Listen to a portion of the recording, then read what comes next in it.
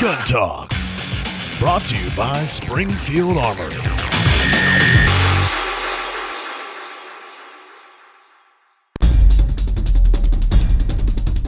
It's America's rifle. It's been the staple of the U.S. military for a half a century.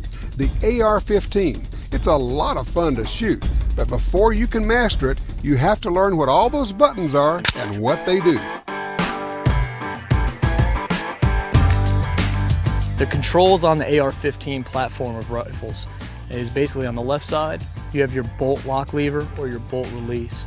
Right now the bolt is locked in the rearward position, so if you were to hit the top of this, some of the nomenclature they're now calling this the ping pong paddle because it looks like a ping pong paddle. You hit the top of it, you close the bolt. If you press the bottom of it and pull the charging handle to the rear, it'll lock the bolt to the rear. That leads me to the charging handle. The charging handle will manipulate the bolt back and forth.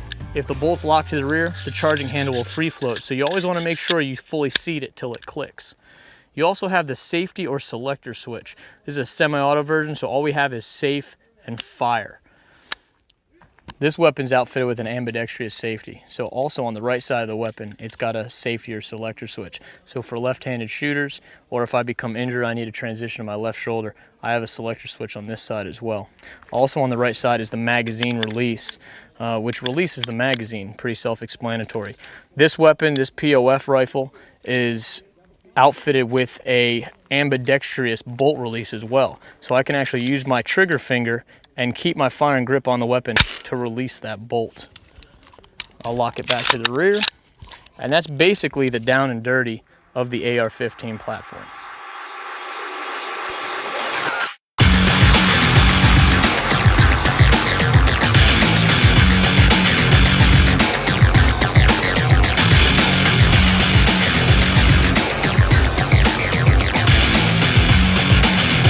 Sometimes guns get hot.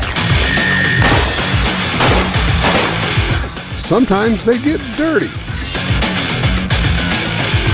Blame it on bad ammo, worn out magazines, or just a dirty gun, malfunctions happen, and you need to know how to fix them. So your immediate action drill will fix a couple different malfunctions. It'll fix basically if your magazine is not seated, a failure to seat, a failure to feed, a failure to fire, and it can fix in a failure to extract, failure to eject. And essentially the immediate action drill is tap. You tap that magazine, you rack that charging handle, and you get back in the fight.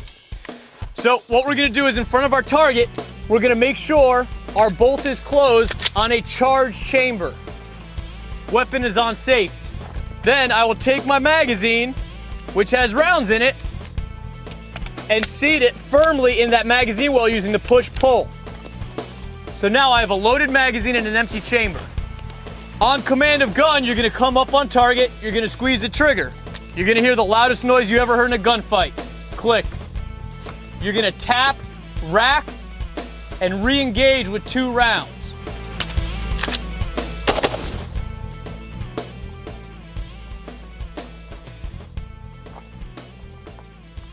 Make sense? Stand by! Gun! Gun!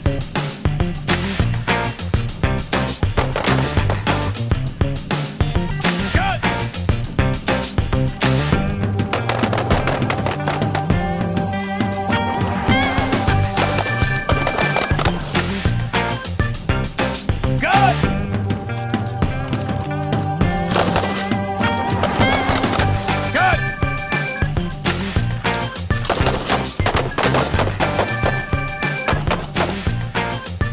Malfunction drill was a little interesting.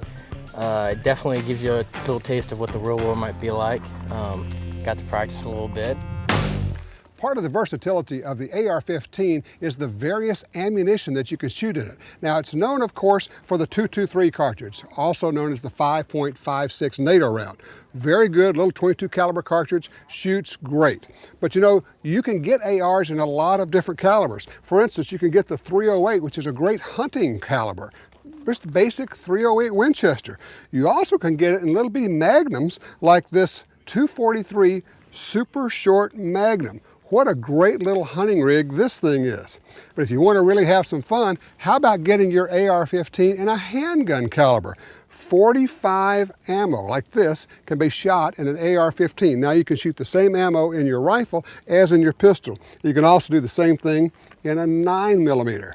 But for the ultimate in fun, take that upper off, swap it out, and get you an upper that will shoot literally 22 rimfire. Cheap, no recoil, no noise, lots of fun. That is the versatility of the AR, is all the various ammo.